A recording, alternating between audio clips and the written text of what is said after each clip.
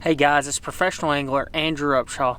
We're at the Kissimmee Chain right now. It's early spring, the fish are getting ready to pull up on beds, and today I'm going to talk to you about fishing a swimming worm, a Florida staple. We're down here in Florida right now, and the fish are getting ready to spawn. You know, unlike other places all around the country, Florida, they kind of spawn like all year long because it's warm all the time. But right now we're here in about a January, February time frame, and I'm going to tell you right now, fishing in Florida when they're spawning can be the most fun or the hardest time of the year to catch them. But I'm going to tell you one trick that I use every Florida lake that I've ever been to, and I've caught them every single place I've gone, and that's throwing a swimming worm. And a swimming worm, or like a speed worm, that kind of stuff, paddle tail, has been around for ages. I mean, people have fished them in Florida forever. And I was first introduced to swimming a worm by a buddy of mine named Zach Caudill. And Zach and I used to fish the FLW Tour together years and years ago. And he is one of those guys that he says, all I need is one rod on my deck 24/7 when I go to Florida, and that's a swimming worm. And if I remember correctly, every time he came to Florida, he cashed a check every single time, and all he ever did was throw a swimming worm and caught big ones. I mean, he'd catch a 6 or 7 every single day, every tournament, and it was always swimming a worm. So I really adapted that into my playbook when I come to Florida. It's a rod that I keep in my hands, especially when the bite is kind of tough. So the spawn, how the fish set up in the spawn, is different here than a lot of other places. You're looking for open areas with either Kissimmee grass, pads, or round reeds. You want a harder bottom. You know, the hard bottom is really key. You can fish for miles and miles of soft bottom and never get a bite. But as soon as you roll into one of those hard bottom areas, that's where those fish are. But the thing is sometimes those fish get extremely finicky. They're not always the easiest to catch. And sometimes they're just kind of swimming around those beds. And that's why you got to keep that swimming worm in your hand, because the thing is it's a bait that you can cover a lot of water with. JT Kinney puts it best: when you're in Florida, you have to fish fast but slow. And I know that's kind of an oxymoron, but the thing is you've got to be able to fish a bait pretty quickly to cover the water to find them, but you have to move very, very slowly and cover that area really thoroughly so you don't miss those bites. And swimming a worm is probably one of the very best ways to do that. So when I'm up in shallow water, and I'm saying anywhere between 1 foot to 3 foot, I throw a Strike King cutter worm. This is just a small version of it. This is the 6-inch version. It has a little paddle tail on the end, and it swims through the water. And it just has a lot of tail action. The bait shimmies just a little bit. And it's just like a speed worm or something like that. And you can do both, but I keep colors very, very basic in Florida. You don't really have to throw the kitchen sink, as they always say. Color-wise, especially in that 1 to 3 foot range, if the water's tannic or dark, I throw June bug. I mean, this is a staple. In Florida, you throw June bug up here. However, whenever the water gets clear, and in situations when they're spawning, you know, you might be faced with an area that has really, really clean water. And that's when I go between 2 colors, and I do it because of shade, and if it's cloudy one day or if it's sunny. If it's a sunny day, I go to watermelon red. I mean, it's the most basic, overused color in the book, but I'm telling you right now, it gets bit from California to Florida and everywhere in between. The other one I throw is blue crawl. Blue crawl has a blue flash to it, and it's green pumpkin. If the fish are eating bluegill, you cannot beat blue crawl. But I really try to throw these when it's really, really shallow. Those are the colors, the 3 colors that I throw when it's shallow: June bug, blue crawl, and watermelon red, and it's all water clarity situation. Now we're going to talk about fishing a bait that's kind of made a resurgence as of late, and that's a big paddle tail. So like a big ultra vibe speed worm. In this case, the Magnum cutter worm. So all you gotta do, you see this little weird spot right here, that's just to keep the tail straight. You just rip that thing off and it's ready to rock. But this bait is a little bit bigger, and this is the bait that I fish in 3 to 7 foot of water. I'm gonna throw a heavier weight on this one though.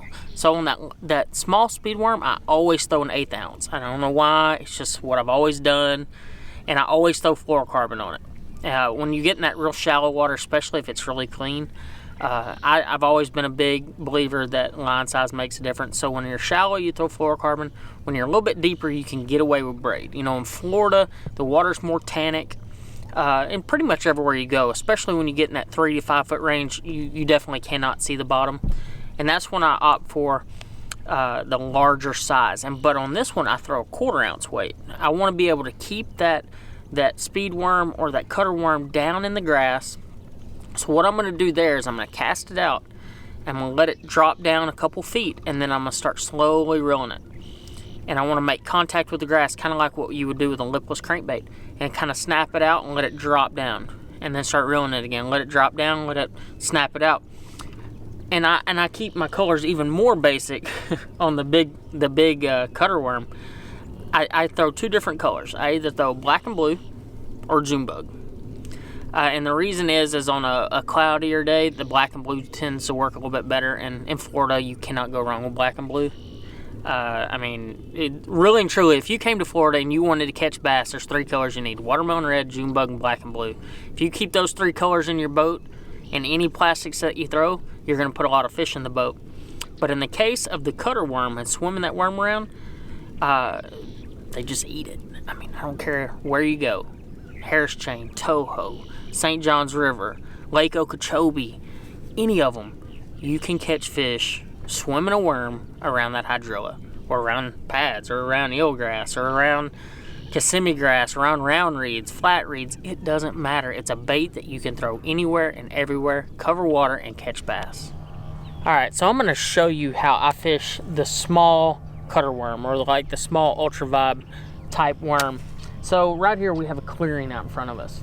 And the clearings typically means there's a little bit harder bottom, and you've got Kissimmee grass kind of all around the rim, and you got hydrilla out here.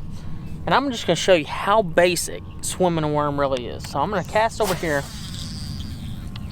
and I've cast out there, and it's as simple as keeping your rod high and kind of popping it through that Kissimmee grass and that hydrilla.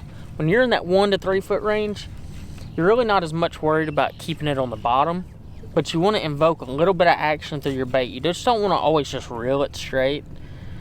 Sometimes that works. I mean, you can vary up your retrieve. I've caught them where I burned it on top super fast, and you'll see them coming, and you'll have to drop the bait down and let them eat it. But 9 times out of 10, my bites come swimming a worm when I cast to a target, you know, where I really think I'm going to get a bite, and I just start almost like popping it just a little bit, but reeling it steady. And if you do that, throwing that fluorocarbon, throwing a 7-to-1 reel, a 7-foot medium heavy rod, you don't have to do anything crazy. You know, everybody's like, oh, you gotta have braid, you gotta have braid, you gotta do this, you gotta do that. No, I don't care what anybody says. Keep it simple.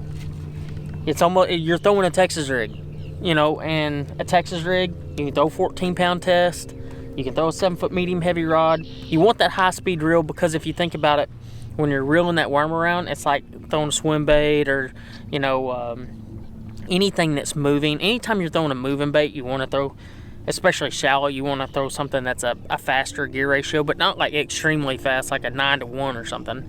You just want to throw a 7-to-1, and the reason is sometimes they eat it and they'll come straight at you, and you got to have that speed to catch up to them to set the hook. But I'm just not a big braid believer. You know, everybody believes that you got to come to Florida, you got to throw braid. A funny story, I was actually on Falcon one time, and Falcon is a notorious big fish lake. Actually, probably one of the best lakes I'd ever been to at the time. And when I got there, everybody's like, oh man, if you throw anything lighter than 15-pound line, you're just absolutely nuts. Like, don't do it, don't do this, don't do that. And, you know, fish 65-pound braid on a Carolina rig and all this stuff. And I remember, like, we went offshore that day, and I'd never even been to Falcon. Like, we were fishing a tournament that day, me and a buddy of mine named Ben Matsubu, and we pull up on this big foundation out there in the middle of the lake, and all I had on there for my deep diving crankbait was 15-pound line, and the foundation was in 20 foot of water.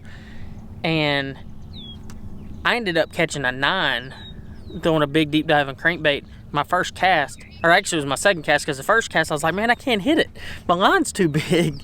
And so I actually had to go old school neel and reel, and I caught the 9-pounder kneeling and reeling just to get that crankbait deeper. But with that being said, don't fall for the traps that everybody tells you, like you have to do this or you have to do that.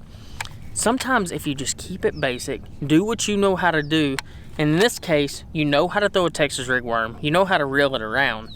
Just add you on that Strike King cutter worm or some type of paddle tail worm, put you an 1/8 ounce or 3/16 on it if you need it for the wind. Throw it out there and reel it in. And if you get a bite, you set the hook as hard as you can and get them in the boat. Because in Florida, at any given situation, that fish could be a fish of a lifetime.